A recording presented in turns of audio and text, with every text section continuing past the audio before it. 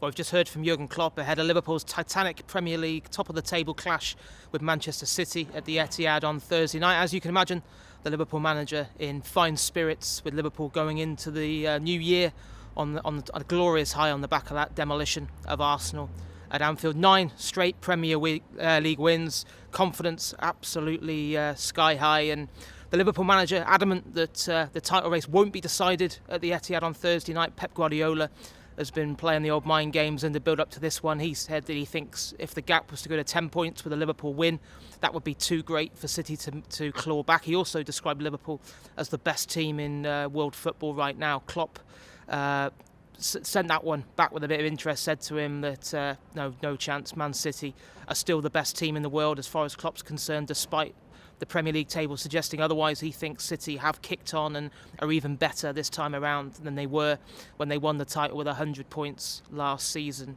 Klopp full of admiration for the job that Guardiola's done. Of course, they had a pretty torrid Christmas period with those back-to-back shock league defeats, but they got back on track with that win at Southampton on the weekend.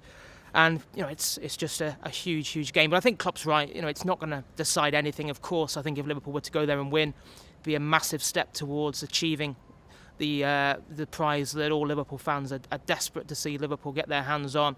But it's still too far to go to be talking about the race already being run. In terms of fitness news, positive from Klopp, said that James Milner, confirming the story we had yesterday, that Milner was back in full training, and that I'd expect Milner, as long as he has no ill effects, to come back into the side. I think this is the kind of game where I'd expect Klopp to go with a midfield of Henderson, Milner, Wijnaldum. I think he'll want that experience in there.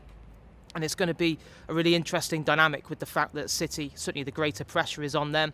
They need the win. A draw would be of much greater use to Jurgen Klopp and his players. And interestingly, Klopp was talking about how he feels that Liverpool have shed the baggage. He said the backpack.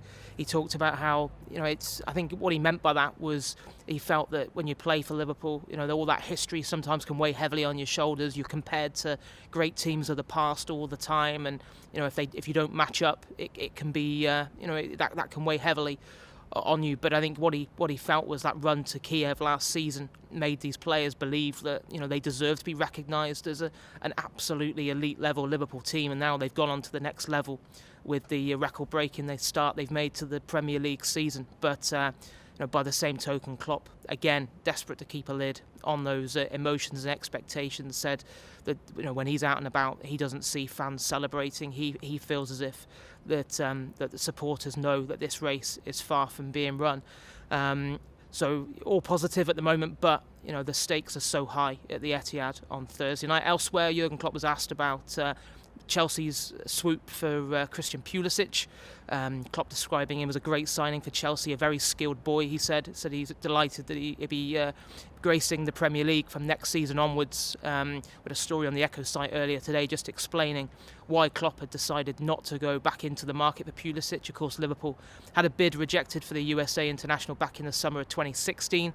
And I think it's fair to say that at the price that Chelsea had bought him for, £58 million, that just wouldn't have made any sense for Liverpool. For a player who wouldn't have got in Liverpool's starting lineup, he would only have been a squad player.